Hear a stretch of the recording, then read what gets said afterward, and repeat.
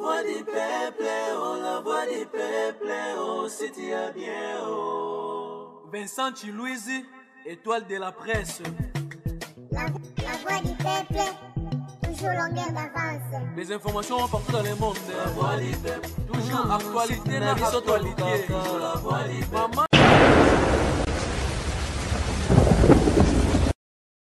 Salut, bienvenue chers amis téléspectateurs dans votre émission Tribunal. Tribunal, il y a tellement particulier. Pourquoi? Parce que tu as le sala analyse autour, il y a polémique au niveau des réseaux sociaux sur le style Tchatcho. Aujourd'hui, tu vas dire au Kabwana, tu vas lobby style Tchatcho, et ça y a Kofi Olomide, nenge batutu bazar oloba, mais bandeko mususu va lobby style Tchatcho d'abord existe à rater. Tout le monde fait, tout le monde la rumba, rumba.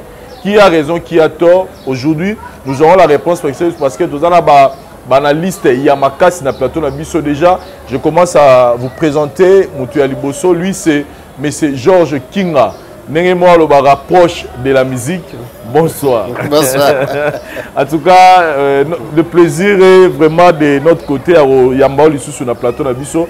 Parce que ce sont des sujets, ils ont tellement trop maillé, donc il fallait vraiment battre le rôle à Bino pour que tout le monde ait sa matière au besoin de l'eau. Peut-être que ça déjà question ou bien ça on a introduction. Dans la introduction, dans la présentation et puis dans la monsieur Del Pater. Del Pater donc bangonde to solo la bango, il est pas ça artiste musicien hein? Voilà, en même temps analyste. Donc, c'est avec eux que nous avons solo la sujet. On ne peut pas commencer cette émission sans pour autant. Avant de faire un style Tchatcho, il faut que nous ayons solo la génération. Parce que les Kambango, il y a les lots, est-ce qu'il faut que la génération, la génération musique par rapport à la musicien, par rapport à la musique. Mais c'est Georges Kinga, première question. Si faut tomber dans solo, il y a une génération de musique. Première question. Tomber en termes, il y a des musiciens, il y a âge de musiciens. En termes, il y a style, en termes, il y a style à musique. Merci beaucoup, Vincent. On a toujours ramené un article, je crois, en 1999, en tant que correspondant de presse et chroniqueur. On a titre. On a même un journal pour que les gens bamona. Titre de musique congolaise, 4e génération, mythe ou réalité. Dans 4 articles, en tout cas, ça fait une vingtaine d'années, mais c'est encore d'actualité aujourd'hui parce que loco, dans l'évolution de la musique, nous avons échangé contenu article en exaté. Voilà. J'avais dit en un mot que dans la musique congolaise, la 4e génération n'a jamais commencé. Depuis les années 73, le genre musical, rumba, kavacha, un peu plus tard, Ngwasuma. Ça qui est imposé depuis 1973, il y a encore qui a gouverné la musique na Moyalelo. Alors, en tout cas, j'entends beaucoup de gens je respecte ça. Je respecte ça. J'ai entendu l'opinion à Zakari Bababasso. J'ai entendu l'opinion à Dieudonné Yangumba. J'ai entendu. Mais Jibem Piana aussi qui a parlé. Ok. Jibem Piana d'ailleurs, c'est lui le tenant de la 4e génération. Mais il ne nous l'a jamais démontré. Mais bref, moi je parle de la génération parce qu'à l'époque, quand on a consulté un dictionnaire, après ça, la définition est belle, il y a concept génération. Mais parce que nous parlons de la musique, musique est art, musique est technique. Vous comprenez? Donc, il faut définir yango selon l'âge de bateau de musique.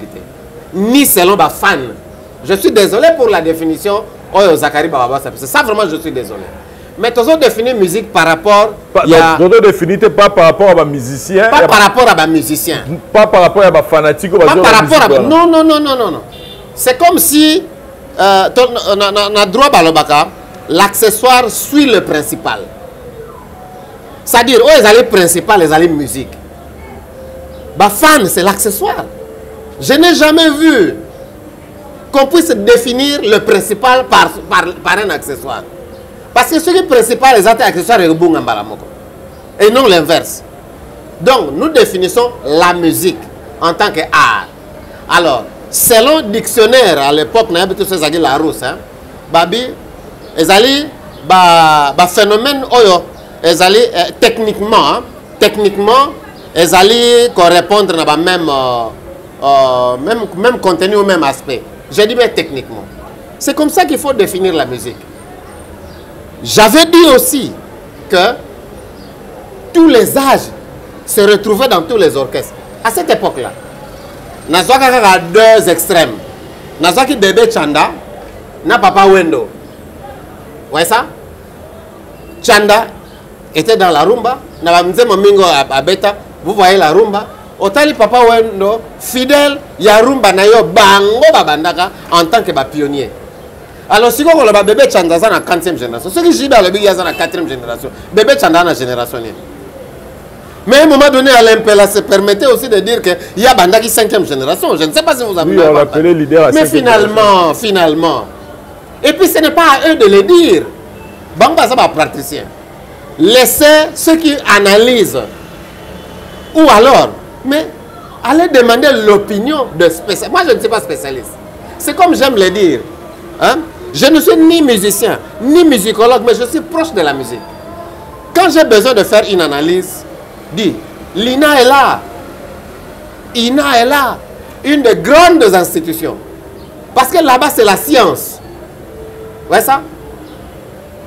Là, je salue le professeur Yokali est déjà de l'INA. Au cours d'un colloque précédent, Festival Rumba Parade, dans le centre Wallonie Bruxelles. Mais j'ai vu comment des professeurs, il y a INA, avec d'autres amis, il y a musique. Je pense à Jaron Nzaou, je pense à Herman Bangibayo, qui ne sont pas des musiciens, mais qui vous font des analyses. En tant qu'analyste, si je peux me répéter ainsi.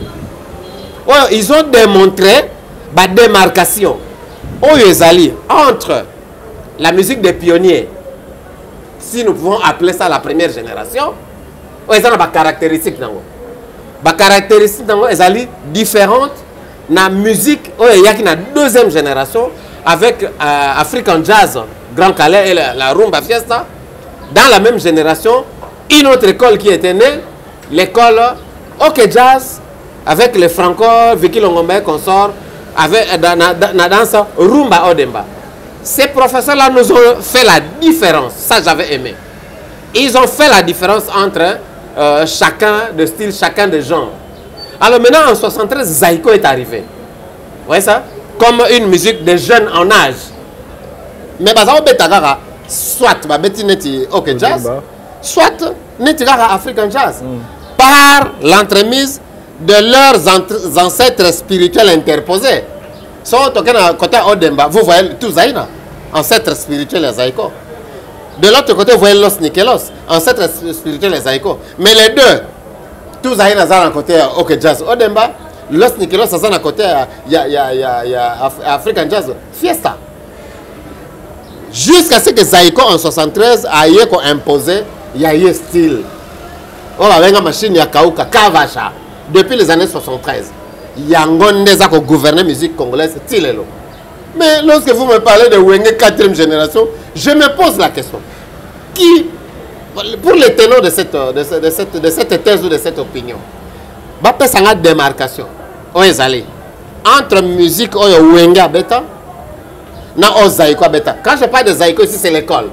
Parce que dans l'école Zaïko, vous voyez Zaïko, vous voyez Viva la musique, vous voyez Shockstar, vous voyez Yoka Lokole, vous voyez Sifi, vous voyez Quartier Latin, vous voyez... Tout ça, c'est l'école Zaïko. Vous voyez ça? Tout ça, c'est l'école Zaïko. Je suis désolé pour ceux qui pensent le contraire. Maintenant, pour dire que Zaïko, qui n'a style Kavacha, c'est-à-dire il ne jouait plus l'autre Demba ou Fiesta. C'est-à-dire Bakisaki, la partie dansante. Okay. Donc, c'est ne peut pas dire à Zaïko. Mais c'est Zaïko qui va maintenant le magnifier et l'imposer. Vous voyez ça? Parce que quand vous entendez Manouakou, c'est la vidéo qui circule là. Ça, c'est présent, il faut qu'on suive ça. Manouakou qui dit que abeti d'abord fragment ya musique ya guitare ya Dr Nico. OK? Azui abeti fragment ya musique ya Franco. Alobi alaxi bino techniquement comment ya sangisa yango pour que produire aujourd'hui Kavacha. Donc il a fait le mélange hein, de ces deux styles, il y a bakulutu na ye, il y a ba ancêtre na ye. Tant en âge qu'en art. C'est ce que mon oncle nous démontre. Et depuis lors, mais qui dans Zaïko a bête solo, ce qui est à Fandisi a socle à mon côté. Qui dans Zaïko a bête drum, ce qui a Fandisi a socle il y a Mary Joté. Qui dans Zaïko a bête Ngosma, ce qui a Fandisi a socle à Josarte. Et l'ensemble de tout ça, ça fait l'école Zaïko. C'est la richesse de l'école. Donc, selon M. Georges Kinga, vous nous dites que jusqu'aujourd'hui, musique congolaise est dans la 3e génération. Nous sommes toujours dans la 3e génération et la 4e génération est botamana noté. Il y a Del Pater. Est-ce que vous êtes de même avis que M. Georges quand il dit que jusqu'aujourd'hui, nous sommes toujours dans la 3e génération par rapport il y a genre et musique tout style oyo Zaïko et la biso oyo bandeko tout le lot bazo continuer à rebeta. Bon moi na roloba mingi que question et génération ils ont matière que tout le monde peut développer. Ils ont sujet mon bacheli biso chacun peut proposer thèse nae, chacun peut proposer mémoire nae. Alors la génération peut ekoiko bima na ndenge papa lobi eko bima na ndenge ya style. Génération comme Mandenga âge, génération comme Mandenga courant musical.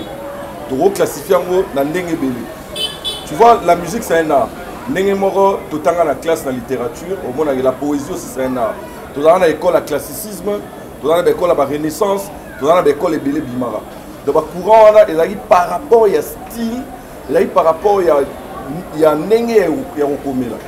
Donc, biso pe na niveau na biso net singa na rolo bapé que ma génération est vous a classé selon ma style musical ou ba genre ba apport ya mutu na mutu ou amemaki.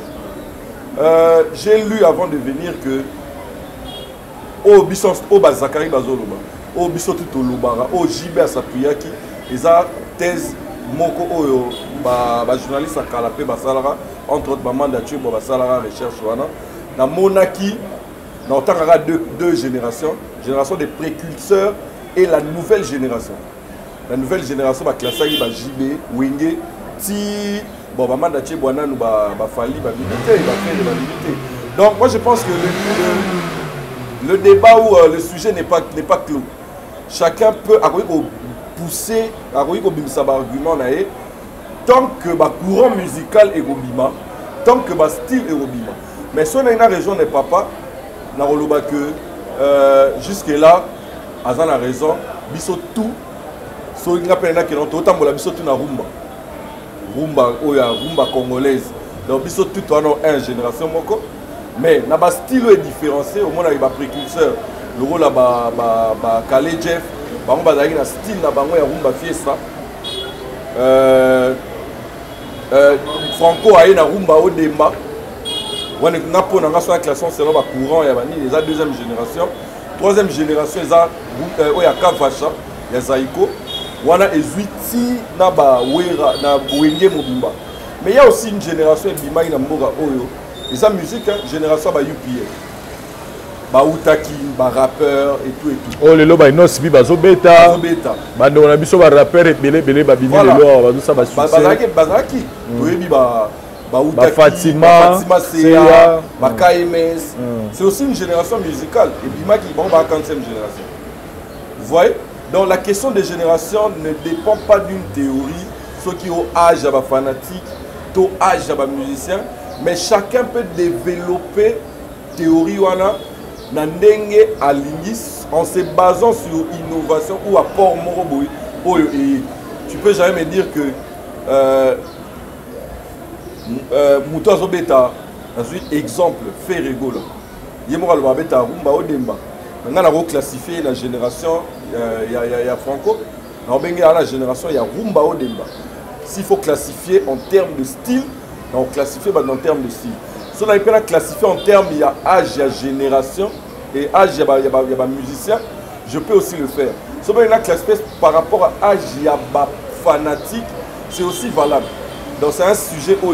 Mais ce qu'on a M. Kinga, quand vous nous dites que, quand vous nous parlez des générations, Poto, Megape, Fungula, moi, parenthèse, vous nous parlez des générations à musique par rapport à Rumba, ou bien vous nous parlez des générations de musique par rapport à port de musique. Ça, je pose la question, par exemple, quand on ne peut pas rapper, comme il vient de dire, Fatima, Biloko, tout. Maintenant, là, biso to code ça va mon akasa rumba ou commandant, ça dit classification de ça la génération. Donc ça par rapport à rumba, par rapport à style, il y a musique oyoyo et bimi. Et c'est un peu de situer déjà par rapport à... Merci beaucoup. Je reviens encore sur ce que je disais tout à l'heure. Moi, je parle de l'art. Je ne parle pas de l'âge. Vous comprenez? J'insiste là-dessus. Okay. Parce que musique est agitée. Ok? Musique est agitée. D'ailleurs, tu as un âge différent. Très bien. Vous comprenez? Tu as un âge différent. Mais ce qui est la musique, hein, c'est cette musique-là qui définir. Ce n'est pas mon âge. Ce n'est pas l'âge de mon père, ce n'est pas l'âge de mon grand-père. Alors, si nous prenons la rumba, pourquoi aujourd'hui la musique congolaise... La génération est classifiée par rapport à rumba, par rapport à style et à musique. Non, moi la rumba d'abord est partie comme un style, il y a musique. Ok. Kumba, ça va? Et bien, où est-ce Kumba? Origine d'abord. Kumba. C'est dans le royaume Congo ici. Vous voyez ça? Kumba, bon, prononciation est Tengami Mouké, portugais, et comme rumba. Hein?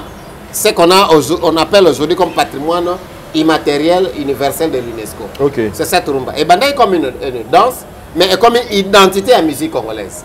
Maintenant, quand il y a rumba, chaque artiste est particulier. Je dis bien chaque artiste. Chaque artiste a une particularité. Parce que et la musique traditionnelle mais ça dépend de la exploiter. Jusque là je continue à insister, n'en déplaise à ceux qui penseraient le contraire. Le style docteur Nikwa Beta Zokaka Afrika mokili mobimba hein na benga ngo kaka mutwashi ba beta ngo skona ba instrument moderne dans la rythmique il y a des shows ti ba bandina African jazz. D'abord, musique est na kati ya makila na bango ezali ya Kasai. Musique ezali na kati ya makila ezali musique ya Kasai. Et quand vous ajoutez encore les grands Calais. OK? C'est un Congolais du Kasai quoi kabota mangi na boma. Mais grand Calais yebaki musique ya Royaume Congo. Azuina o ya contre na ye. Et il y a moins fandi saki fiesta. Alors, il y a Franco. Mais Franco,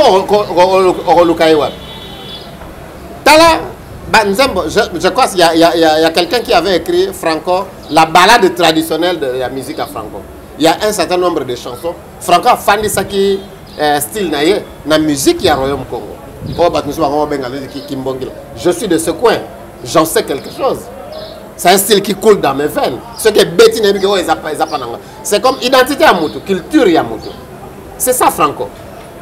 Mais dans ses recherches, dans ses gymnastiques, dans ses différentes compositions, à part écriture comme leader d'opinion, hein, à part mais avant 17 ans, quand vous écoutez les chants, ça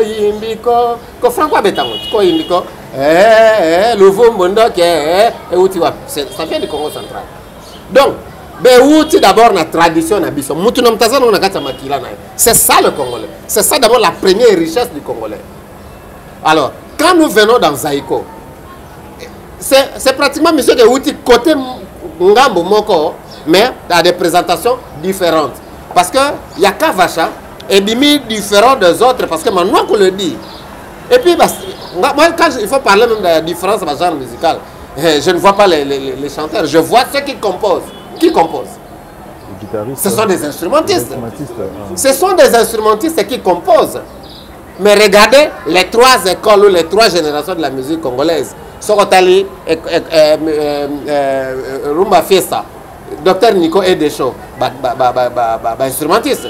Vous allez à Odemba, chez Franco, instrumentiste. Vous allez dans Zaïko avec Manouakou, Mary Jo. Et sans oublier les ressortissants du Congo central, magnifié du genre à Jossar, Teddy Soukami, Mwaka Bapius, Matima, Zamwangana. Donc, ils ont ici Yango, à partir de Mbonda Dila Sambila, le phénomène Atalako. Ce sont là les différences qui sont venues issues de notre culture. Mais lorsque maintenant vous me parlez, parce que c'était là comme Mokono, quand on parle de la musique qui est venue de nous, de nos souches, hein, de la culture qui est notre. Parce que rap est bisoté. Je suis désolé. Parce que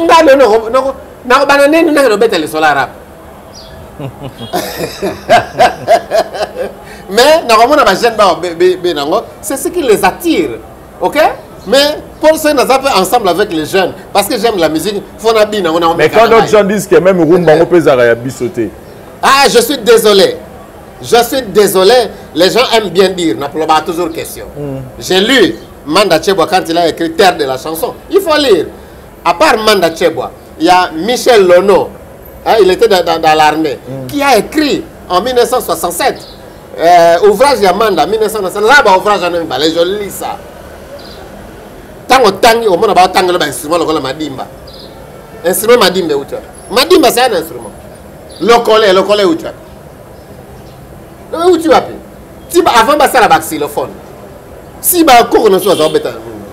Je vois battre ma percussionniste le feu basung avec tout en gomme. Je dis. Tu peux voir directement Papi Pemba, ça la différence. C'est la musique de notre tradition.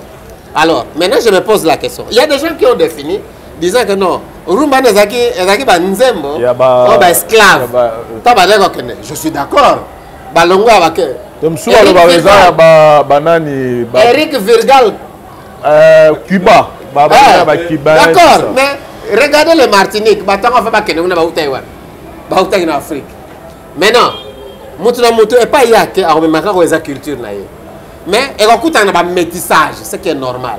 Mais la question que je me pose, tango bateka ki bahindo, bakenda ki kuna, oh batikala nani. C'est là où je parle maintenant du docteur Nico pour y ateka camarade. Aouti ko zango kaka na kati ya culture na ye. Ya teka magite, wenda teka mayiwa. Né ici à Kinshasa, batbal bagabota mangiso dans sa mouchi natale. Wenda né à Kinshasa. Né en 1925. Ok. Il commence la musique en 1936. Première personne à Nzembo, ce qu'on a dit, c'est Marie-Louise, 1948. Mais il faut reconnaître que influence, ok?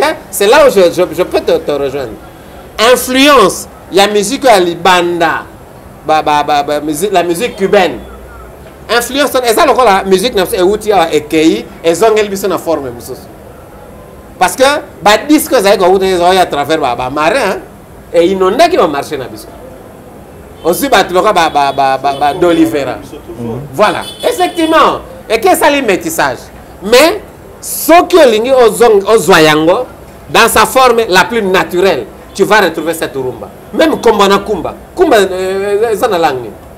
c'est dans le Kikongo. C'est dans le Kikongo. Ok. Ok, je ne m'inscris pas en faux totalement.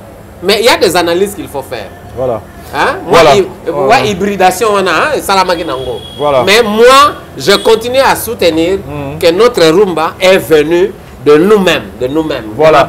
Et puis en termes de génération, on parle de la génération en termes de rumba. Et non, il y a la musique, il y a la musique. Non, la mélange. Merci beaucoup. Naya pas Nderolangai. Selon yo, quand on dit parce que là maintenant on parle de la rumba qui est notre musique. On toque dans le rap, pité banité to va na rumba. Nakati ya rumba pour na yo toza la comédie style. Nakati ya rumba, toza na oza connu hein. Ouais. Oza connu eza rumba fiesta. Il y a Kale Jeff, rumba Odemba, il y a école, il y a OK Jazz, Kavacha, papa lobi ya Zaïko. Tout ça na bon. D'abord pour tout se perdre. Papa lobi chacun a sa particularité. Chacun a sa particularité. Mutuna Moutara la touche nae et il va appeler, définir sa musique Nengalini. La musique est sans frontières. Que chacun est libre de faire la musique comme Azo pensait. Vous voyez? Alors, il y a aussi la rumba. Bien, ça va. La rumba de Kofi Olomide, la rumba Tchatcho, c'est aussi... Oui, vas-y. C'est aussi un de styles. Les styles, il y a rumba. Donc, pour nous, dans style rumba, photo tcha, odemba, fiesta, kavacha, na Tchatcho.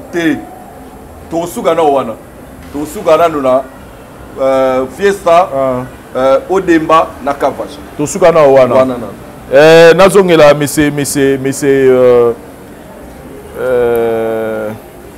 c'est Georges, par rapport à la même question dans retour, vous soutenez thèse quand on dit que na rumba tout dans le style odemba, na style fiesta, na kavacha. Vous soutenez ça? C'est ce que je dis, non? Voilà. Maintenant, quelle est la différence entre odemba et fiesta?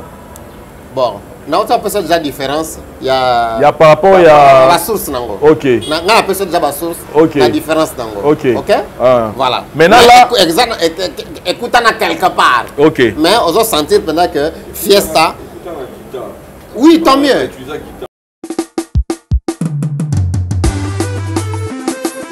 Aïe! Encore et toujours, l'incomparable, l'homme de Tchatcho. Il nous ramène dans la nouvelle saison. Kofi de retour à Brazzaville. Vous qui rêvez de la meilleure voix féminine de tous les temps. Cindy le cœur. Vous qui rêvez de quartier latin. Deux grands concerts à noter. Le 2 septembre à la galerie N9 et le 3 septembre au palais du Parlement Congo-Brazzaville. Une grande dette. Je dois au Congo, je dois au Kofi de Sefa. Et je compte régler ces comptes le 2 septembre à la galerie NF de Pointe-Noire et payer mes dettes d'une aussi longue absence le 3 septembre à Brazzaville, au Palais du Parlement. Je vous attends tous. Considérez ce concert comme un grand défi pour le règlement du compte. D'abord, le 2 septembre, Pointe-Noire. Kofi encore. Le 3 septembre à Brazza. Bien la paix. Mais là, yoga bien. Maman s'est belée. Mais là, yoga bien.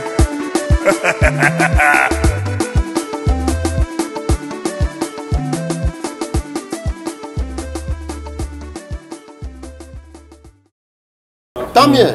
Mais Fiesta, c'était plus aussi des cuivres, plus donc.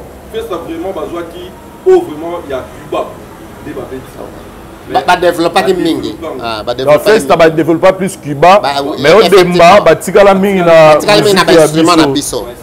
C'est comme na situé entre bassin à Kasaï na Royaume Congo, les deux là. Maintenant, bien sûr. Maintenant là, il y a un polémique moko, ils ont à niveau des réseaux sociaux où je voulais d'abord poser la question, il y avait pas M. Georges Kinga. Reconnaissez-vous qu'aujourd'hui, dans le rumba, tout dans le style mot, Tchatcho? Bon, en tant que genre musical, je dirais catégoriquement non. Cependant, moi et mon jeune frère Del Pater,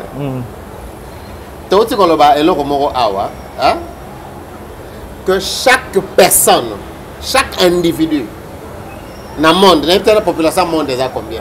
Nous avons une particularité. Alors, mais lorsque nous parlons de Tchatcho, je n'en ai retrouvé comme un nouveau style, comme un nouveau genre musical. Vous reconnaissez Demba et Fiesta? Oui, ça je reconnais. Non, je ne reconnais pas ça. Parce que, il faut, bon, pour reconnaître ça, il faut me le prouver techniquement. D'abord, mon Tchatcho, ce n'est pas une invention de Kofi Olomide. Tchatcho, c'est une façon qu'on fait le milieu. Je suis désolé.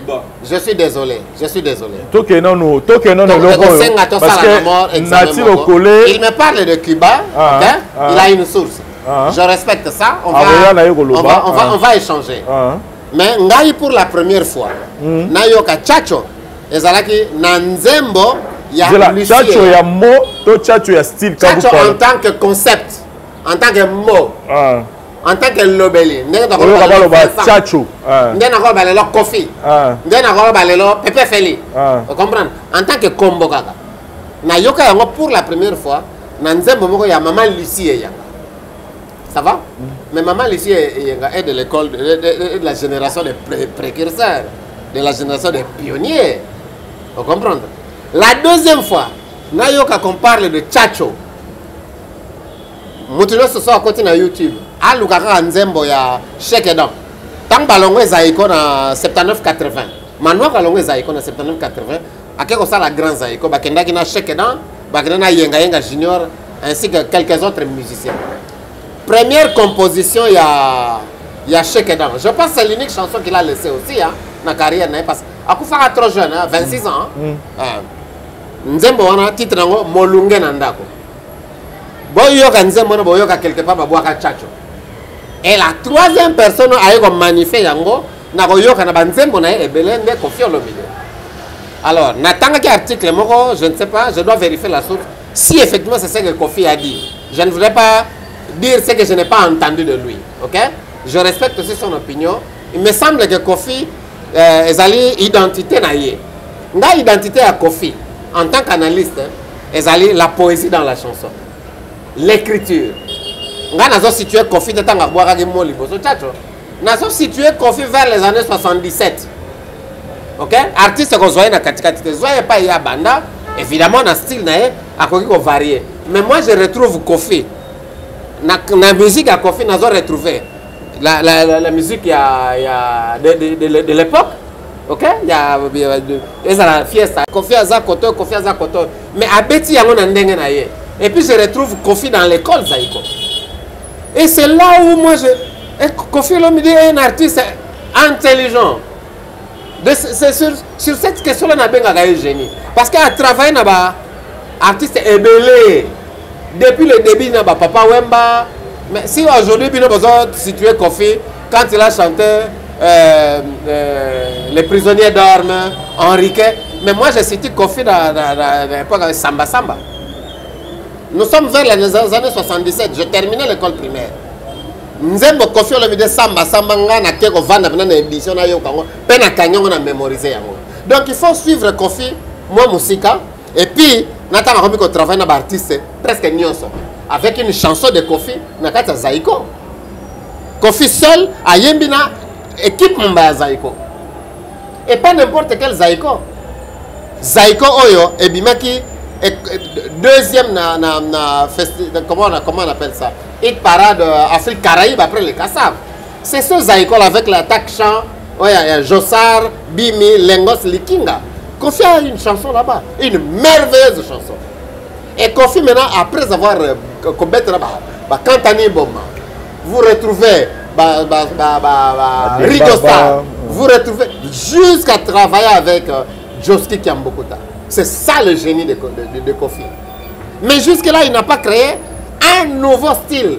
Mais à Betika Royakutagi, mais dans sa particularité, dans sa manière de présenter ça. Et quand je prends, c'est peut-être par là que je vais atterrir, je prends seulement deux exemples. Quand j'entends Koffi Koyemba, Nzembo ya lycée yenga. Ba mama bareka ya biso c'est malembe. Malembe ya biso c'est malembe. Je regarde ça comme une restitution de la musique de Lucien Yenga par Koffi Olomide na instrumentation ya Sikoyo. Et quand j'entends ça, moi j'entre sur la piste. Coup de chapeau à Koffi Olomide. C'est-à-dire, à Betil Bisoka à Rumbango.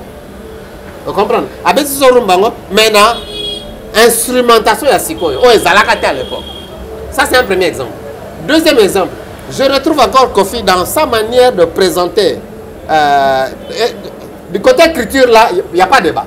La poésie dans la chanson, il faut compter sur Koffi. Ok? La poésie dans la chanson.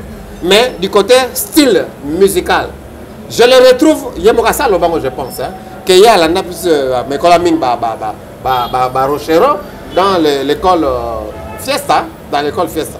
Et quand j'entends Gino,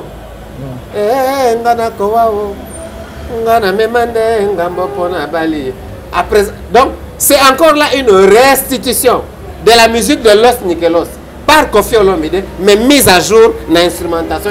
C'est-à-dire, déjà. Mais c'est une chanson de Max Mongali, non? Tapez sur YouTube, cherchez la chanson Man Elijah. Et ça présent dans YouTube, Man Elijah. Et ça dans le début, mais le refrain, c'est effectivement Koffi Olomide, Gino. Mama na koka mwadi bongisa nanu malobae libala seli kamboya mwana ai libala seli kamboya mwasi na mobali mama salali kamboya mwana ayekola dia kato bongisa ngana kobao ngana meminde ngamopona baliye baninga te bakende ke libala male. C'est Max Mongali. Et je vois encore une fois JP Bousse lui avait rendu hommage avec la même chanson. Et Zaiko pas bête à un til là. Mon comme tu as un concert à Zaiko. Tant que bête va dire ah Zaiko n'a bête n'a pas Koffi Olomide. Mais ce sont des jeunes qui ne connaissaient pas. Non non, c'est une composition de Max Mongali. Donc, lorsque je dis Koffi peut prendre le risque, Yakoyemba, Koffi chante Rochero à mes coups de chapeau.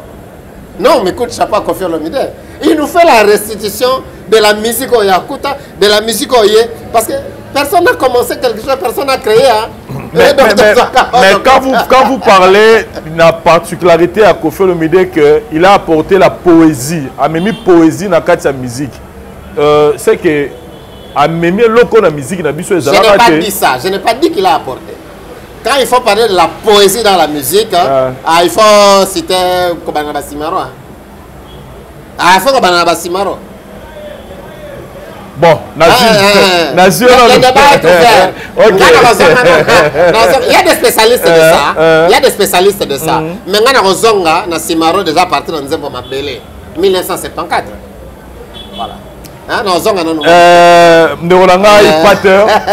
Pater pour Nayo. Pater rapide. C'est un chercheur aussi. Il a peut-être d'autres. Il peut avoir une opinion différente. Mais nous pouvons toujours. On se complète et on peut apprendre beaucoup. Pater, vous reconnaissez qu'il y a un style tchatcho. La musique Nabiso. Bon, Vincent. La première question, il y a un style tchatcho.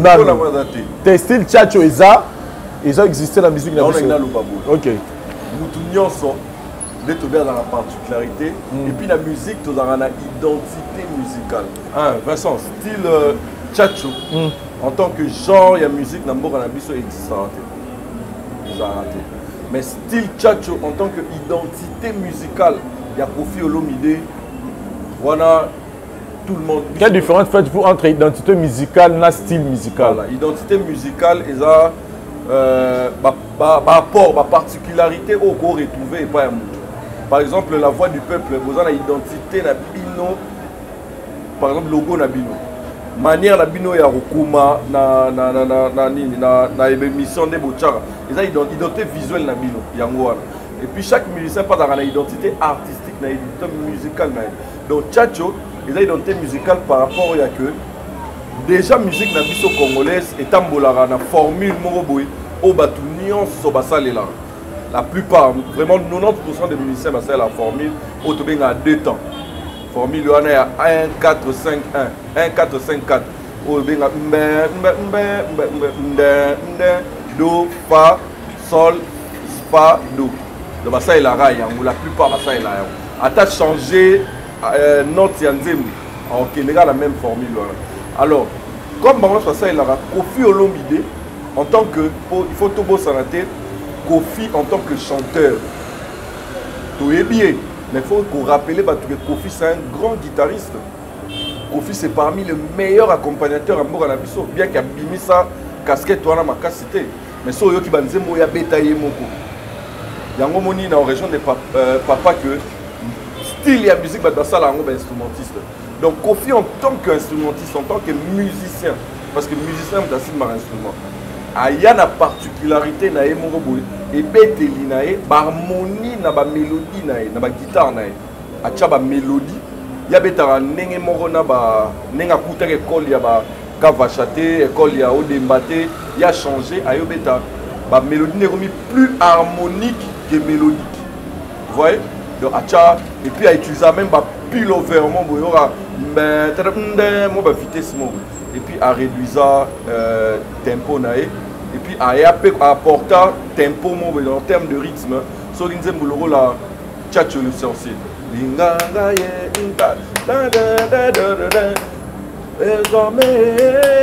mais par contre quand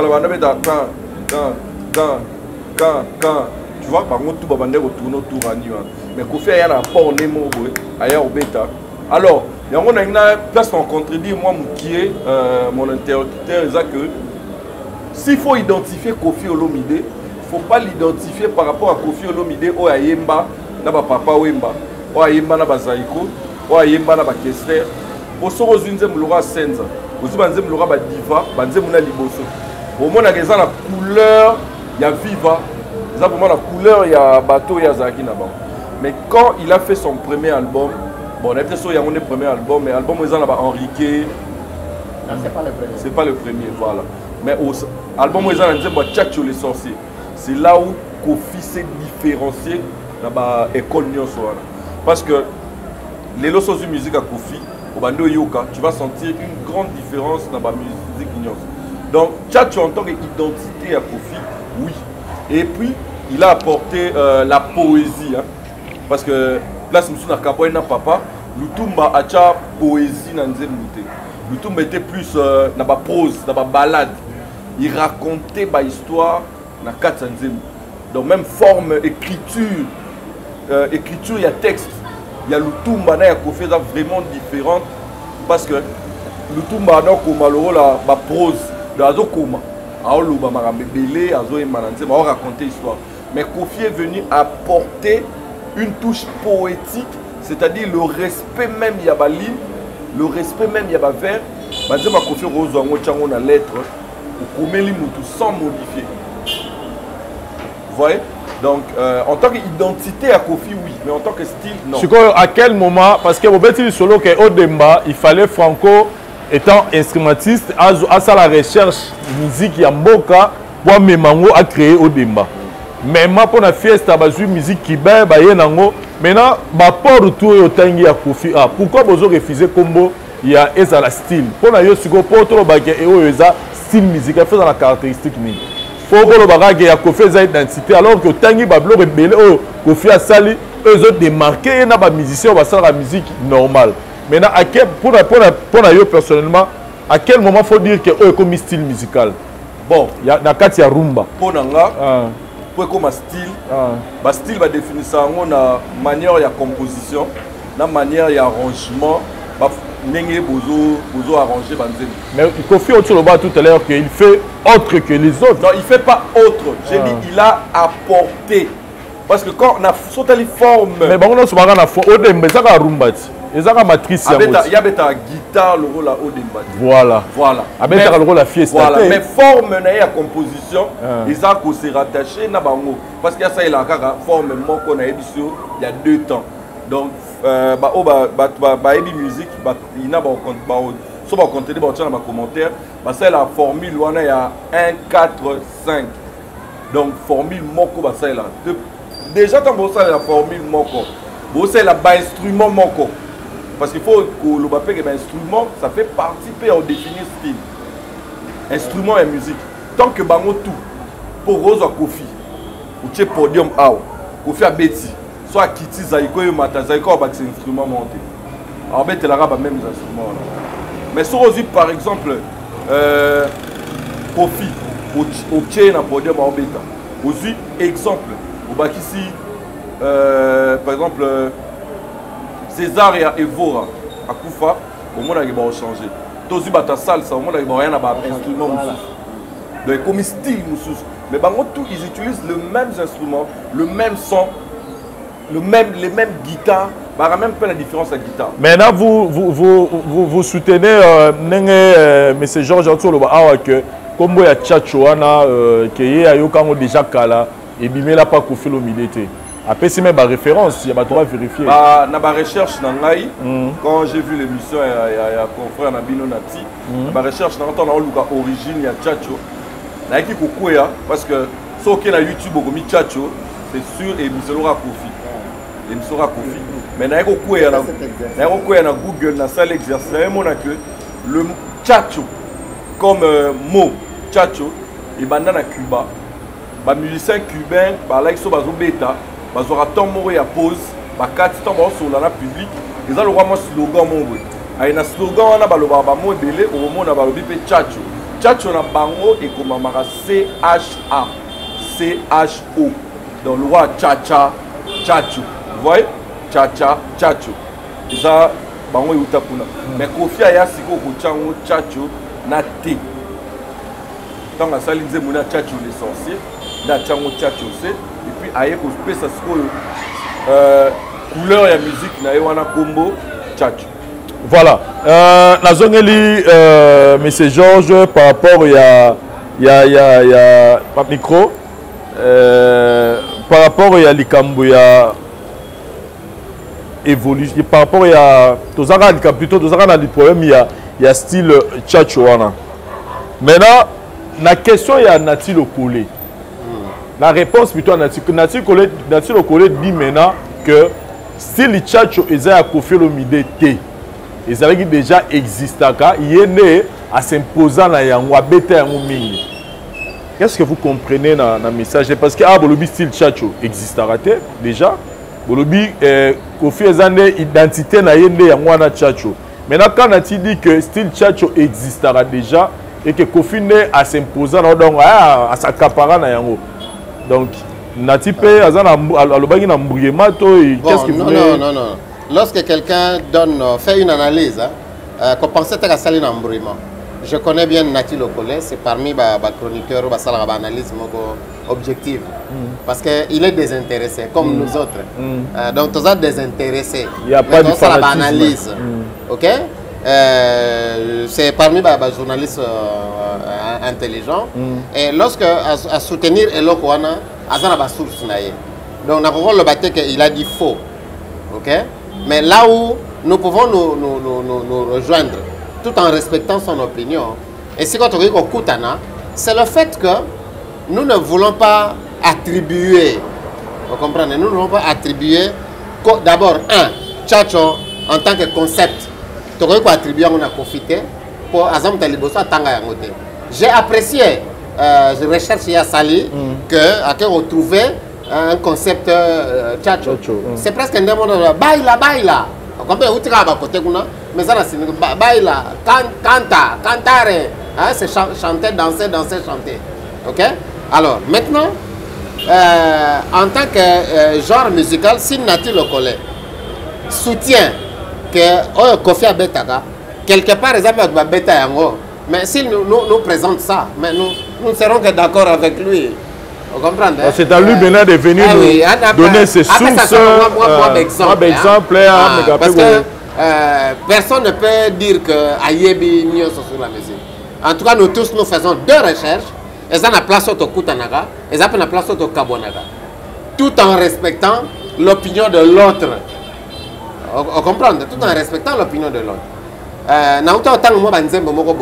Sur lequel Kofi Salagi mise à jour la musique na biso mais même les bisongo lelo na instrumentation ya sikoyo oye pesi kitoko. Ouais ça je ne peux qu'applaudir Kofi Olomide.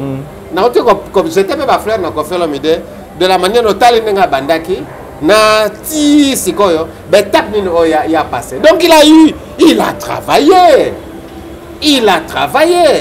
mais nous partagerons nous serons d'accord. Que ce soit Nati, que ce soit Del Pater, hein, que nous ne pouvons pas lui attribuer un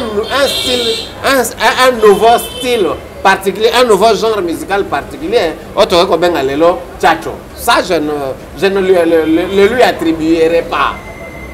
Ok, n'a pas attribué un côté.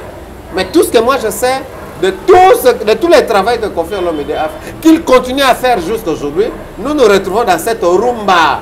La mer, le rumba comme la musique congolaise en général.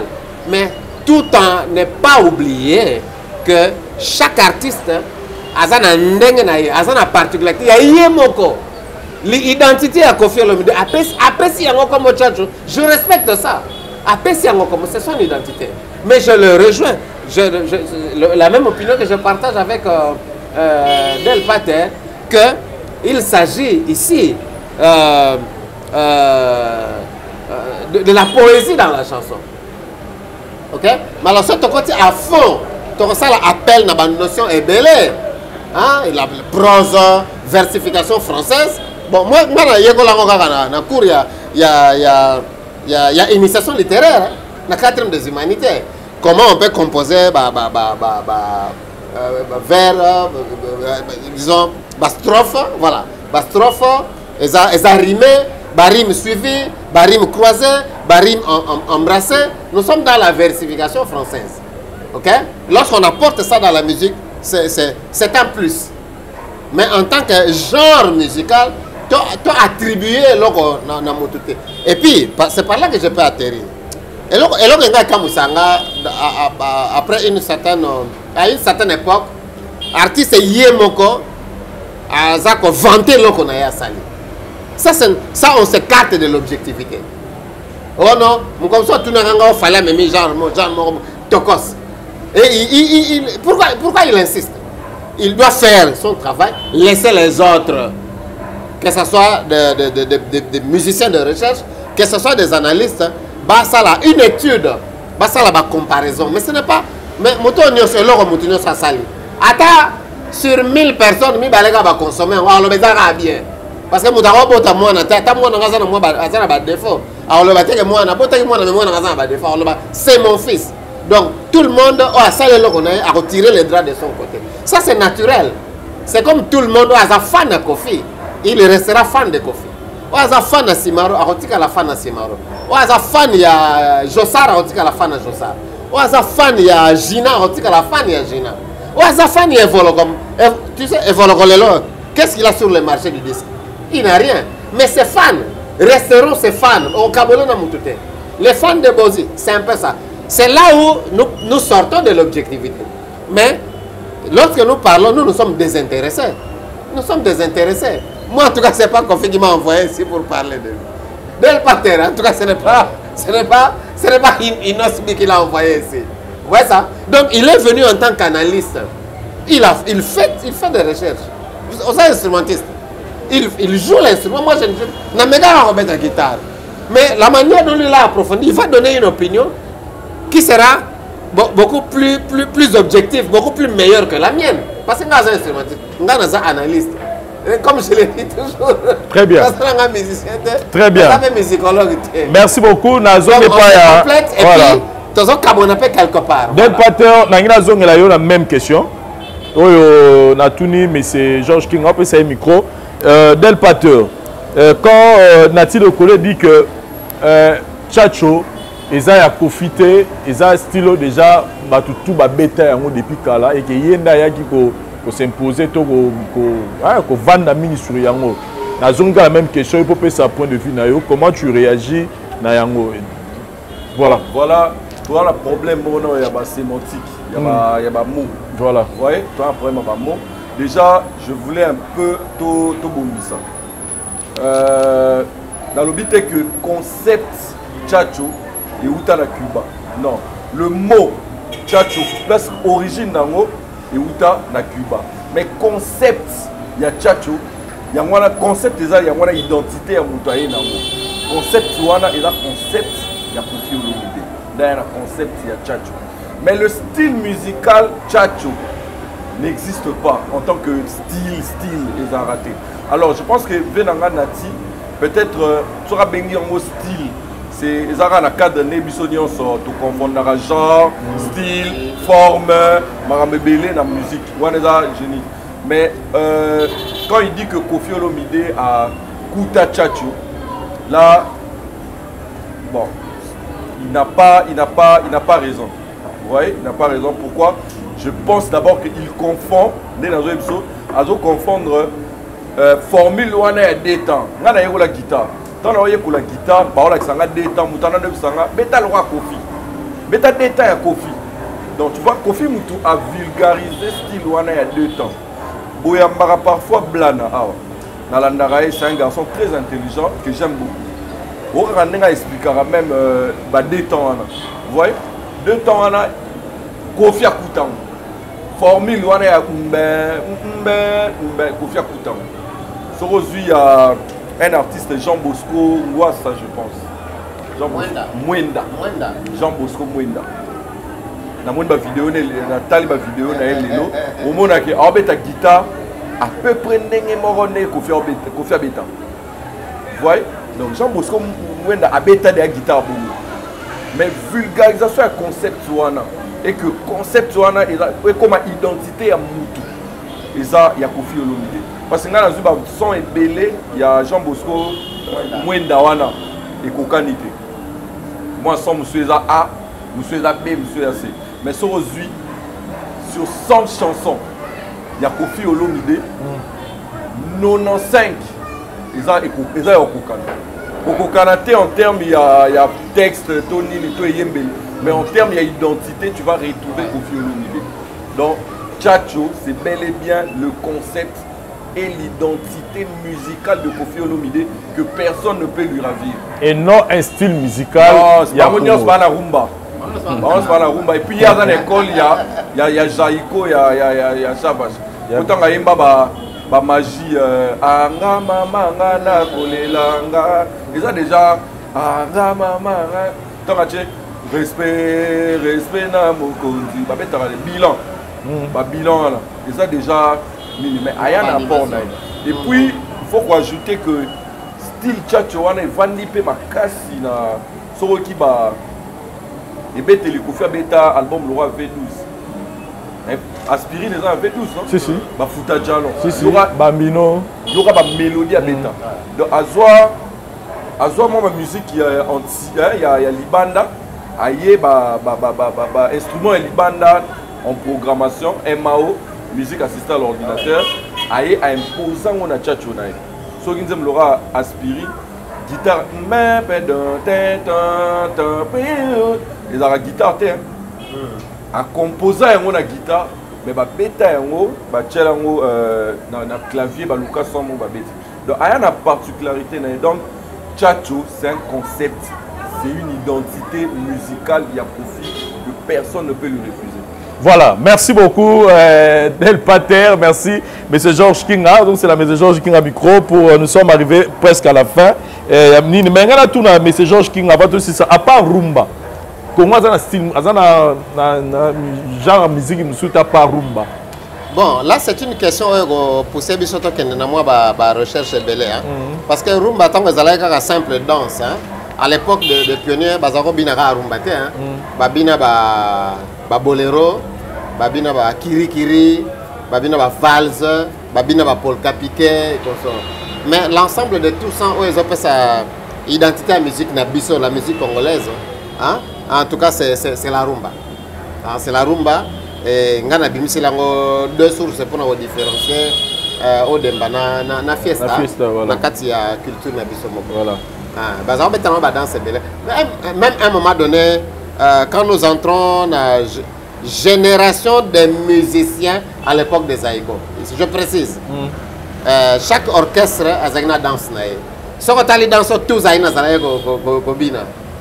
Tous ont une danse. Zaïko, Abimisi Choquet.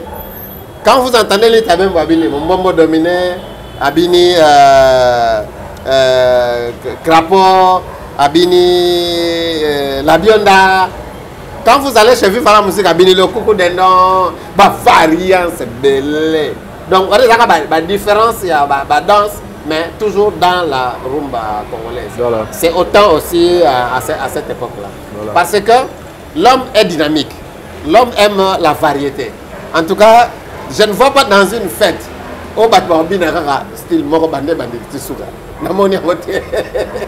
Voilà. Bon, on va venir Afrique Mokili Mobimba, Bolongwe, Bokena Ousmane Bakayoko, Bolongwe, pour montrer à se retrouver. C'est ça ce qui fait l'ambiance de la réjouissance dans nos musiques.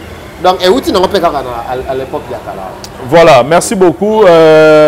Neronanga Del Pater, yo nangana tout na yo mingi par rapport ya tant trop bête masula rumba ba mona. Mais là to est-ce que tout le monde ba générique c'est béné. Yango to changwa. Ça quand ça rumba, ils ont une de composantes à rumba. D'ailleurs générique bon. Quand la banda a un générique parce que c'était la première chanson dans l'album. Mais les longs a un générique parce que tout le monde a un droit à single. Ils ont reçu la première chanson de l'album. Il y a des musiciens qui ont commencé l'album du début à la fin, rumba, générique. Mais la chanson dansante, la chanson où il n'y a pas de solo vocal, ils ont un cas rumba. Du fait qu'ils utilisent les mêmes instruments. Mais tout ça, c'est un style de musique. C'est la musique folklorique.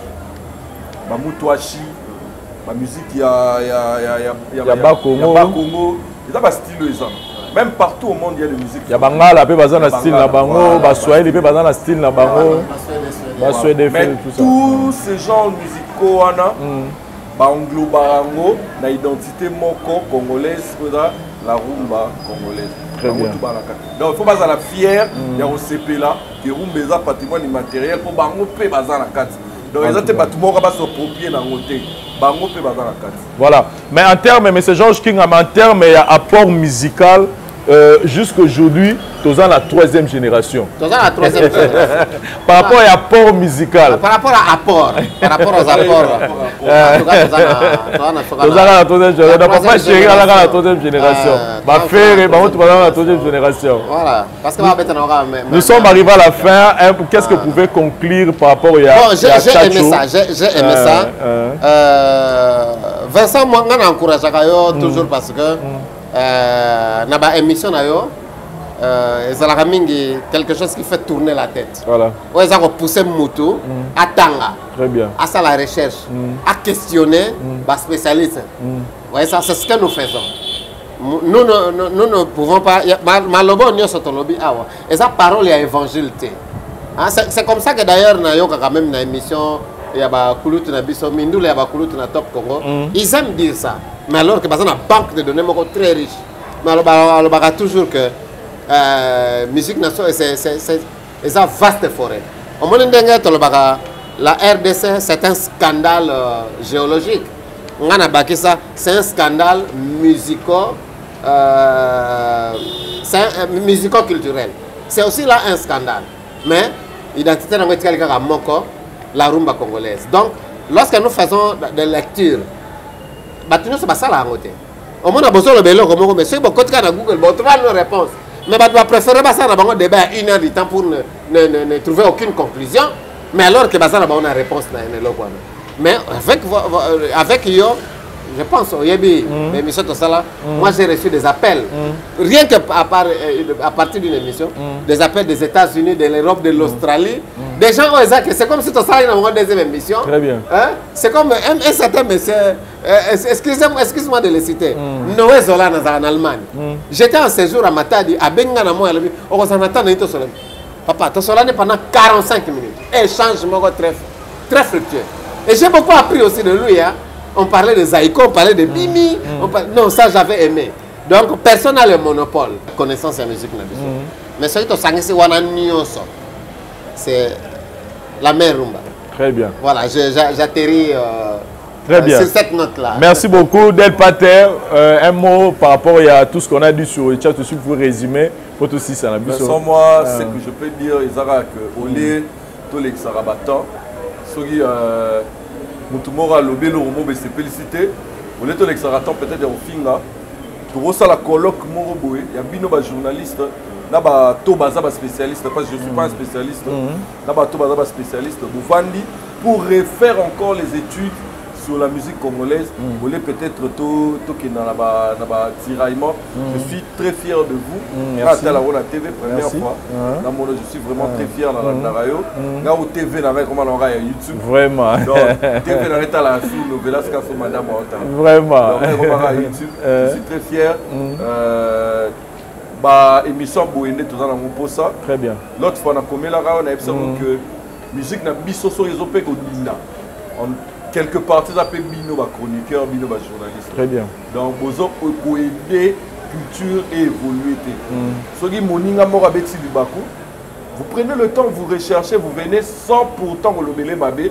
Vous payez cette opinion à bino pour que mission à bino en tant que journaliste divertir, informer et ça là. Donc moi vraiment la voix du peuple c'est ma chaîne. Vraiment. Je suis tout sur la voix du peuple. Vraiment.